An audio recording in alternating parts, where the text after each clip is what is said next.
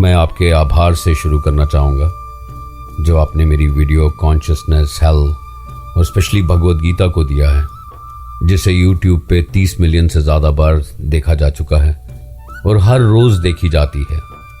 और ये मुमकिन नहीं था और नहीं है अगर आपका सहयोग निरंतर नहीं होता। आत्मज्ञान इसी श्रृंखला में मेरी अगली कोशिश है आपके साथ जिंदगी के गूढ़ रहस्यों को एक आसान शब्दों में साझा करने की। मुझे उम्मीद है कि आप इसे पसंद करेंगे।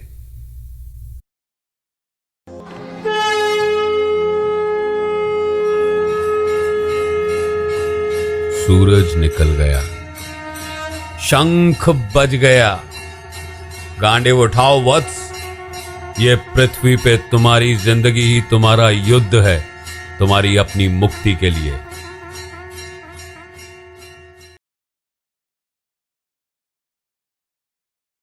पूजा के बाद मैंने कुछ देर के लिए अकेले रहने का निर्णय लिया और एक कम भीड़ वाले घाट पे चला गया जहां सिर्फ कुछ साधु बैठे हुए थे। कुछ गोते गंगा जी में लगाने के बाद मैं घाट पे एक बेंच पे जा बैठा जहां एक लंबी जटाओं वाले साधु पहले से ही विराजमान थे। मैंने उन्हें नमस्कार किया। वो अपने गांजे की चिलम बनाने में मगन थे। चिलम बनाने के बाद साधु ने कुछ गहरे कश लिए और चिलम मेरी तरफ बढ़ा दी। शिव का प्रसाद है, ले लो, साधु बोले। मैंने भी बिना हिचकिचाए उनकी तरह ही चिलम को खींचा। ऐसा लगा मानो अंदर आग ही लग गई हो। मेरा माथा और सिर पसीना पसीना हो गए थे।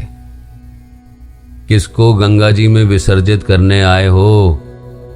पहले तो मैं हैरान हुआ कि उन्हें कैसे पता लगा।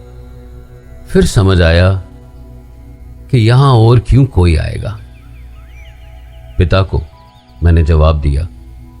भगवान उनकी आत्मा को शांति दे, साधु ने कहा। यह सुनते ही मेरे मुंह से तुरंत निकला, ये आत्मा क्या होती है?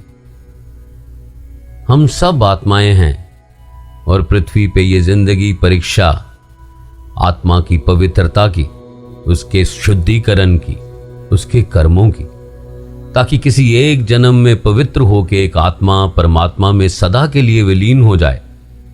साधु ये कह के चुप हो गए और फिर से अपनी चिलम को मुंह से लगा लिया। मैं आत्मज्ञान की यात्रा को सुखद कैसे बना सकता हूं गुरुजी? योग आसनों से जो तुम्हारी नाड़ियों को खोलने में मदद करेंगे, प्राणायाम से जो तुम्हें तुम्हारे श्वास के रहस्यों को समझाएंगे, माइंडफुलनेस से जिससे तुम सिर्फ अपनी इंद्रियां या अपनी इच्छाएं ही नहीं बल्कि अपने दिमाग को भी नियंत्रण में कर सकोगे, संवेगात्मक बुद्धि या इमोशनल इंटेलिजेंस जो तुम्हें तुम्हारे भावनाओं को और मन दोनों को नियंत्रण में रखने में मदद करेंगी। गीता रामायण जैसी किताबों से शिक्षा लेके, तीर्थ करके और सबसे सरल और उत्तम भगवान का सिर्फ नाम जपने से ही तुम इस यात्रा का आनंद ले पाओगे। धर्म कोई भी हो, जब तक एक इंसान के हाथ में जपने वाली माला और मुंह में उसके गुरु द्वारा दिया मंत्र नहीं आता, ये संघर्ष चलता ही रहेगा। गुरुदेव कोई चेतावनी, सिर्फ वक्त आने पर बोलना, मनी से पर्याप्त फायदा सबको देना पर मनी किसी को मत दिखाना, यही इसका नियम है। ये कह के साधु फिर चुप हो गए और अपनी चिलम पे ध्यान देने लगे।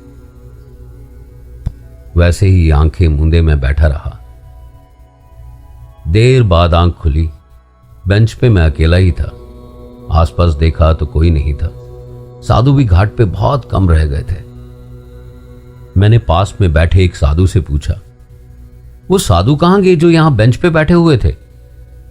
यहां तो तुम ही बैठे हुए थे बच्चा। तो मैं किससे बात कर रहा था? शायद खुद की ही चेतना से या गांजे से। इसी असमंजस में मुझे पिता को खोने का गम फिर से सताने लगा था। मां और भाई की भी चिंता होने लगी और इस सोच में मेरे कदम तेज तेज स्टेशन की तरफ बढ़ने लगे। चलते हुए मैं यही सोच रहा था, गंगा में तो मैं पहले भी नहाया था, पर आज इस चेतना ने मुझे आत्मज्ञान से भी नहला दिया।